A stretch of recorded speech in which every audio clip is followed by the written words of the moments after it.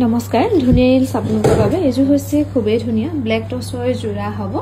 cell border কৰি multi colour বুটা ধুনিয়া গৈ বনাই দিয়া হৈছে এখন থাকিব মেখেলাখন এজোৰা আপোনালোকে লব পাৰিব 7780 रुपीसত ধুনিয়া গৈ লব পাৰিব পিয়ৰ টছৰ জোৰা এজোৰো খুবেই ধুনিয়া হ'ব পিয়ৰ টছৰ জোৰা জুনবেৰি ডিজাইন কৰি ধুনিয়া গৈ বনাই দিয়া হৈছে ব্ল্যাক টছৰ সাদৰখনৰ এনেকে হৰু হৰু বুটা কৰা থাকিব আৰু মেখেলাখন এনেকৈ কৰা থাকিব এজোৰা আপোনালোকে লব পাৰিব 9900 रुपीसত ভাল লাগিলে স্ক্ৰিনশ্বট লৈ থব পাৰে এজোৰো খুবেই ধুনিয়া হ'ব পিয়ৰ হোৱাইট টছৰ বনাই দিয়া হৈছে ঘিসা ফুটা আৰু ফুটা ফুলে দি ওয়াৰ্কবোৰ কৰি এখন থাকিব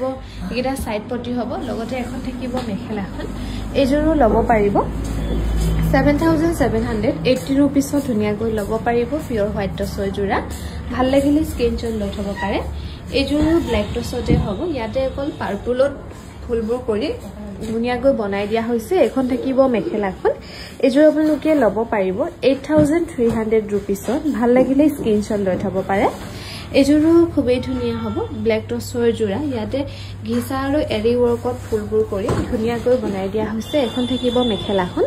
8300 টকাত লব পাৰিব